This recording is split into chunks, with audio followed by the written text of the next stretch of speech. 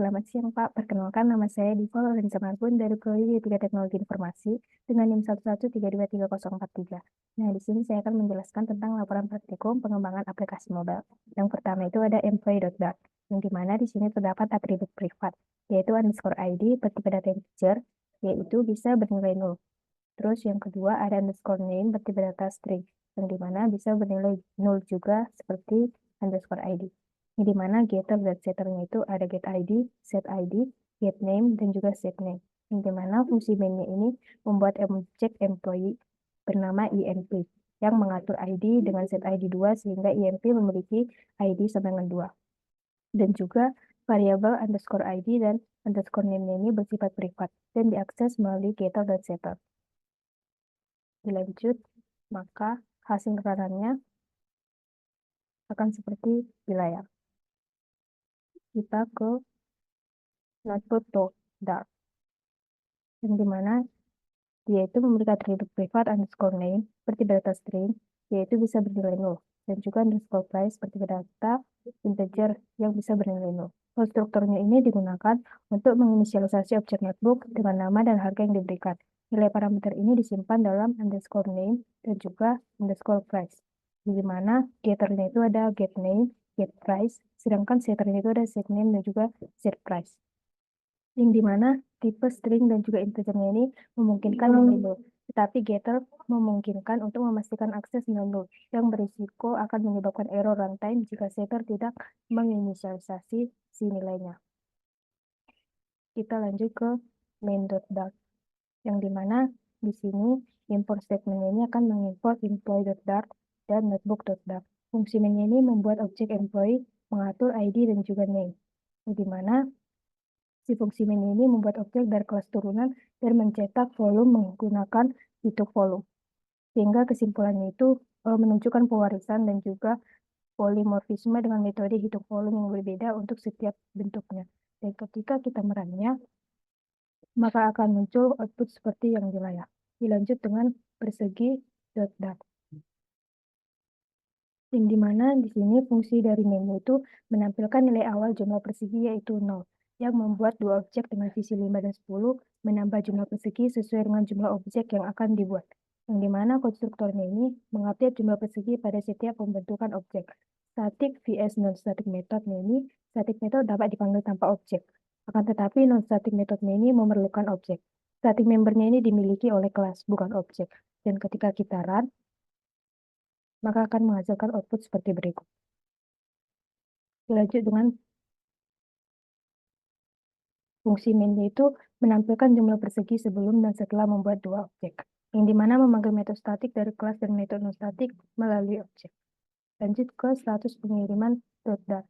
Ini adalah code-nya, yang dimana fungsi dari si main ini menentukan status awal dan mengeceknya, yang dimana status kemudian juga menjadi terkirim dan kembali dicek, yang menggunakan loop for untuk menampilkan semua nilai yang ada di status pengiriman, yang dimana fungsi cek status pengiriman ini menggunakan switch untuk mencetak pesan sesuai dengan status pengiriman yang dipilih. Ketika kita merannya, maka akan muncul output seperti berikut. Kita lanjut lagi ke status pengiriman 2.dart. Ini adalah code-nya, yang dimana si fungsi main ini memilih status pengiriman dalam perjalanan, mengakses propertinya, dan memanggil metodenya tampilkan status. Kemudian status diubah ke terkirim, dan metode dipanggil lagi untuk menampilkan ke status yang terbaru. Dilanjut dengan hewan abstrak.dart, yang dimana di sini fungsi dari mainnya itu membuat objek kucing dan anjing, kemudian memanggil metode suara dan bernafas dari masing-masing objek.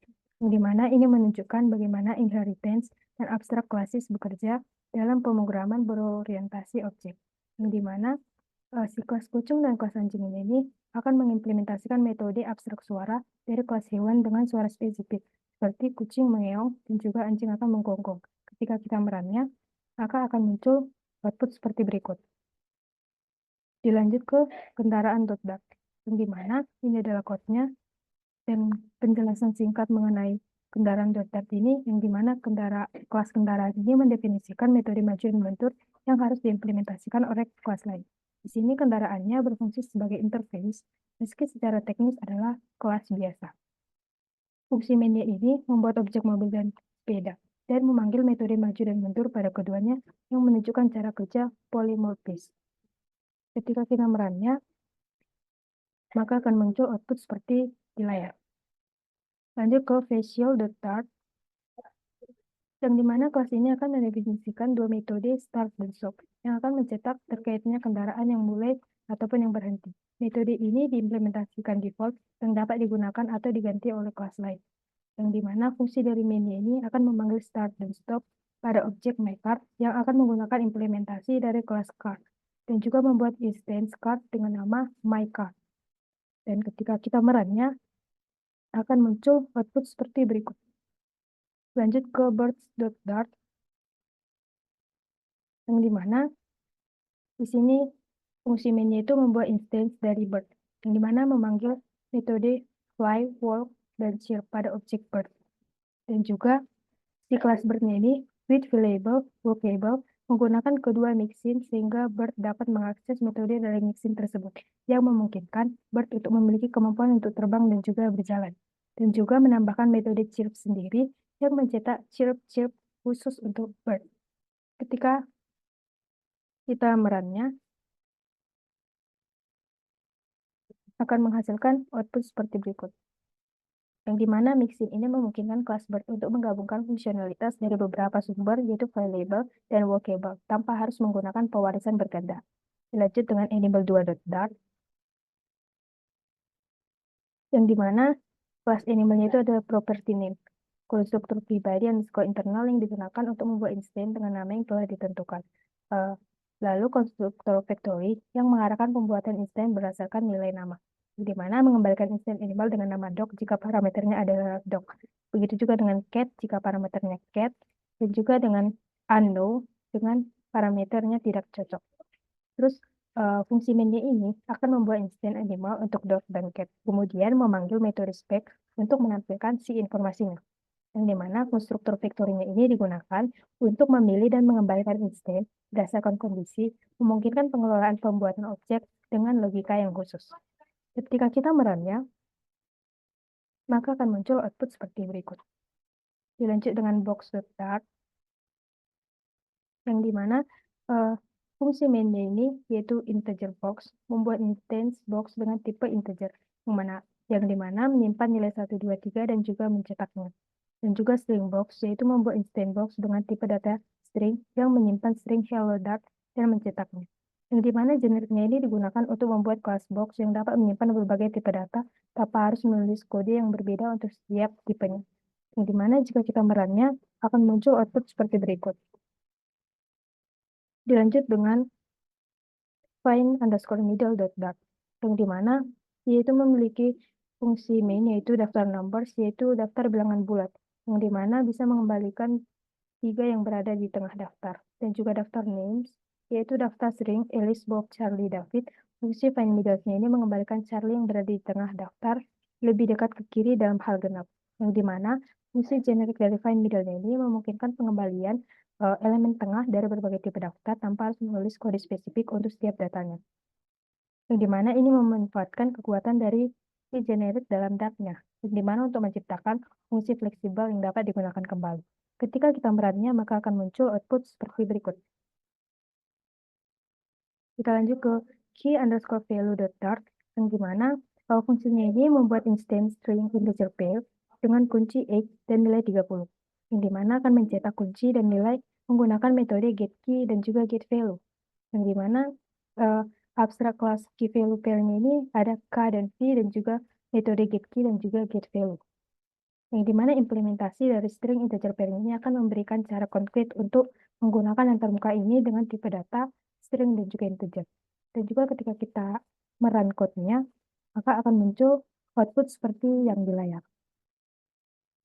Dilanjut dengan number_box.dart, yang dimana di sini dia memiliki kelas number box-nya itu ada dExtendNum, property underscore number, metode setNumber, metode getNumber, yang dimana fungsi dari mainnya ini yang integer box-nya ini membuat instance dari number box integer sehingga T adalah integer.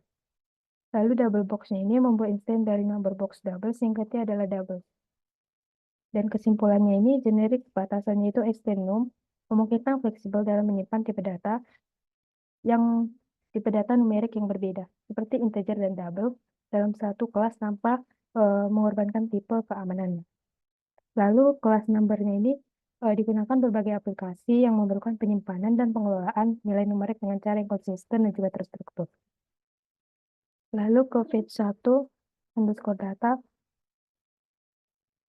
yaitu fungsi main ini print itu mulai pengambilan data, yaitu mencetak pesan bahwa pengambilan datanya itu dimulai. Lalu ke when complete-nya itu menjalankan kode setelah future selesai, baik berhasil atau gagal, mencetak pesan bahwa pengambilan datanya itu selesai. Sehingga dapat kita simpulkan, future-nya digunakan untuk menangani operasi asinkron seperti mengambil data dengan delay, then, catch error, dan when complete, yang digunakan untuk menangani hasil kesalahan dan penyelesaian operasi dan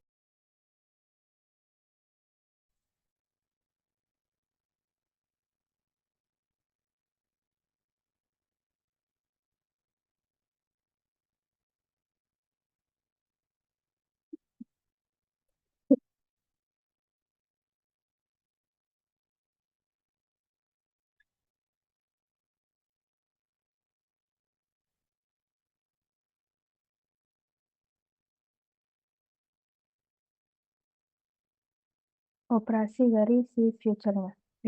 Maka hasil runannya akan seperti berikut. Dilanjut dengan fetch user underscore dart,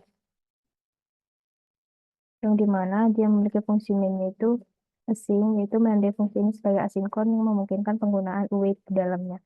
Dan juga ada print, try, catch, print, pengambilan pesanan selesai. Dimana kan mencetak pesan bahwa pengambilan pesanannya itu selesai. Dimana dapat kita simpulkan yaitu async dan await ini digunakan untuk menangani operasi asinkron dengan cara yang lebih bersih dan mudah dibaca daripada menggunakan callback dan juga future ataupun then. Try catch ini digunakan untuk menangani kemungkinan kesalahan selama operasi asinkron. Ketika kita merannya, maka akan mengeluarkan output seperti berikut.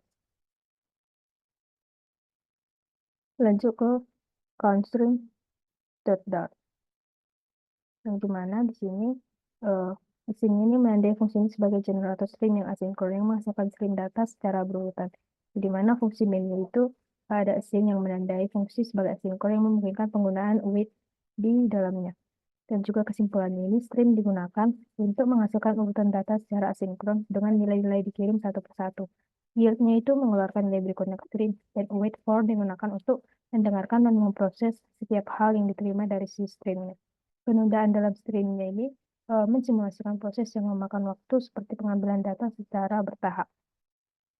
Dan terakhir itu ada fetch underscore data.dart, yang dimana di sini fungsi fetch datanya itu ada async, await future delay, dan juga print. Yang dimana fungsi get message ini ada async juga yang menandai sebagai generator string yang asinkron yang memungkinkan untuk menghasilkan datanya itu secara bertahap. Yang dimana fungsi mainnya ini uh, ada async, print yang memulai pengambilan data, print memulai string pesan, wait for, yaitu print selesai semua operasi. Yang mana dapat kita simpulkan, future digunakan untuk operasi yang selesai setelah penundaan tertentu. Misalnya pengambilan data. Stream digunakan untuk menghasilkan dan mengirimkan data secara bertahap dengan penundaan. Misalnya, pesan yang tiba satu persatu. Wait digunakan untuk menunggu hasil dari future atau stream sebelum melanjutkan eksekusinya itu berlangsung. Maka ketika kita akan merunnya, maka output yang keluar akan seperti berikut. Sekian dari hasil pemaparan saya. Apabila ada kesalahan kata, mohon dimaafkan. Terima kasih.